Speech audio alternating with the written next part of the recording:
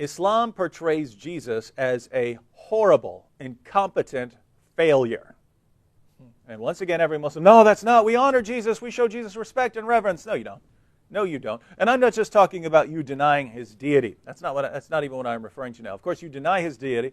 So regardless of how you portray him, if you portray him as a mere human being, you are massively insulting him. You are blaspheming him.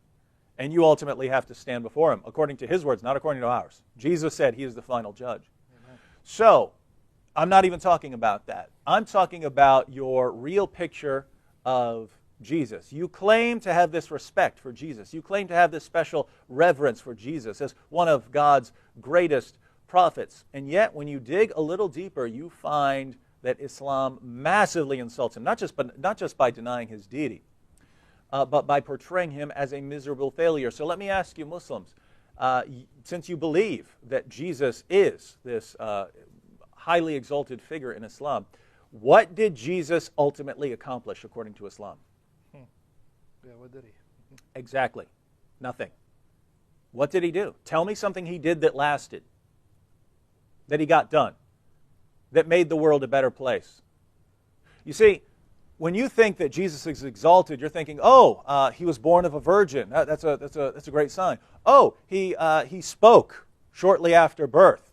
Oh, he performed all of these miracles. Oh, Allah took him to heaven and wouldn't allow him to be killed. All of those things, yeah. What did Jesus do that lasted or made a difference? Because according to what Muslims tell me, after Jesus was taken away, his message was corrupted, his followers fell away. They fell away so quickly, we don't even have any record that Jesus had Muslim followers. There's no record anywhere in history. We had to wait till Muhammad to come along and say, oh yeah, he had Muslim followers. You have no record of their existence. So Jesus, after all that work, after being given all these miracles, doesn't get anything done. It was all wasted. It was a big waste. After Jesus is taken away, there are only two kinds of people. There are people who are bowing down to him and worshiping him as Lord.